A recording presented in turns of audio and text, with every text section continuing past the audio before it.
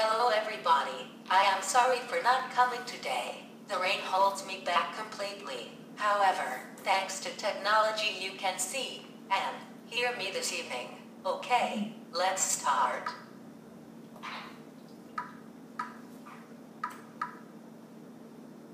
Understanding and accepting a disability, eliminating cultural stigma. This heading is very difficult to understand and accept. How can I understand that it's normal for others to stare at me? How can I smile and show a polite gesture when I see confusion or fear on some people's face if I ask them for help? Or how I can break free from the cultural beliefs, which starts with, Diana, you cannot. If I daily face the fact that I cannot use my hands, walk or talk, well, it's extremely difficult, but not impossible.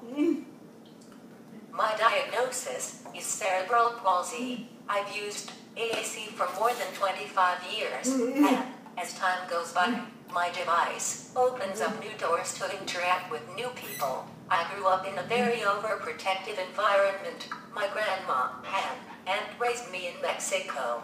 Nevertheless, they taught me how to make decisions and face consequences. They knew my disability was just physical, not mental. Therefore, they made sure I learned how to take care of myself the same way they used to take care of me. Seeing my willpower encouraged them to build and nurture a strong personality. Unfortunately, my grandma's health decreased. Thus, we decided that it was time to live with my mother in the United States.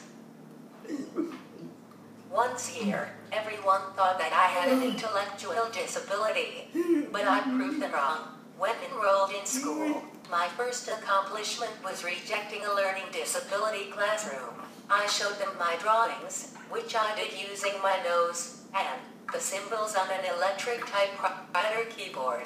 My drawings collection included from flowers to castles. These drawings, and my ability to communicate demonstrated my mental abilities. Later, I graduated from high school with a GPA of 4.0. Posterior, I earned an AA degree in marketing with highest honors. On the other hand, I've conducted presentations in several state conferences, Caltech, Rancho Los Amigos, and many schools. This year I attained my biggest goal, which is to live independently. You are probably wondering, how do you do all that? Am I correct? Understanding and accepting. Having a strong personality helps me set boundaries to nurture my abilities. Combining this with my willpower enables me to overcome my disability. First, I understand that all I need is hands, not a brain. Knowing this allows me to focus and find, or even invent, ways to outweigh my physical condition. Now that I live alone, this attitude has increased. To give you an idea, a couple of months ago, when I went out, I used to wait outside for my attendant to open my door. And now, I have a remote control key taped on my chair to my apartment door, and another control from my gate door. I overcame my disability to use my key to open my door to get in. Another example is shopping. Let's say I need shampoo. One can say, oh no, Diana, you cannot go by yourself. Don't struggle. Ask your attendants to buy it for you. This stigma is unacceptable for me. If I am able, there is no reason to rely on others. This is how I overcome my cerebral palsy. Getting to the store, I make sure my equipment is charged, and the MTA buses are running. No big deal. Grabbing an item from the shelf. Simple. I just ask people, or an employee walking by for help.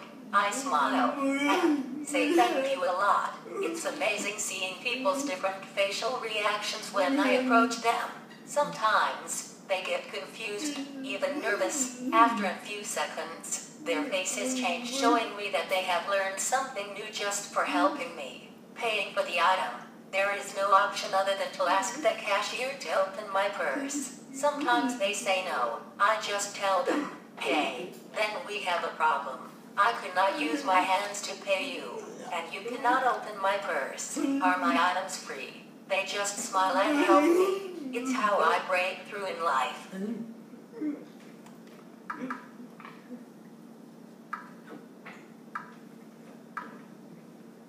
How do I help others understand my disability? I use everything I have, which includes visual hints such as my equipment, my apparel, and my communication tools, my equipment, seeing me alone on a power wheelchair with a computer, and a cell phone mounted tells them I'm smart. Some people understand it right away. Apparel, always wear appropriate clothes. It tells others that I try to look nice and I care about their opinion.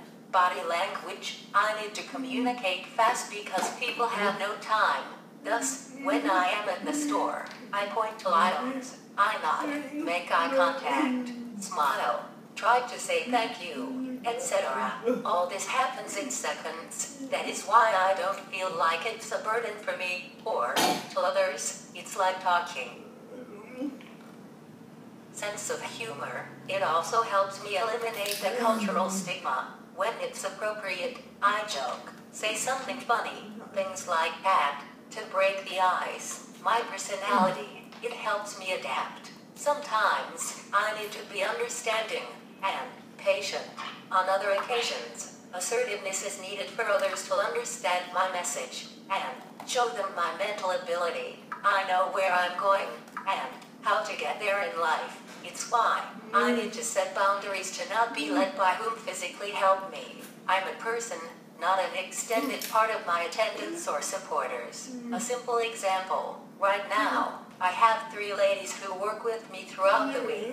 I am working with 3 different cooking styles, 3 different thinking processes, and 3 different mythologies. Do you imagine what a mess my life would be if I had an easygoing personality? Facing reality, there are people who can either understand or accept disabilities. In these cases, it is up to me to speak up to be heard, or stay away from that person. A vivid example of this is my mom. She has never understood or accepted my cerebral palsy. Recently, I understood and accepted that the healthiest solution for both of us is restricting our communication, because talking lead for us to argue. I tried to find a middle ground between us, but it was impossible. Now it's time to move on. It's my conclusion. I hope my talking was helpful for you. If you have any questions, you may email me at dul73@yahoo.com. Thank you for your attention.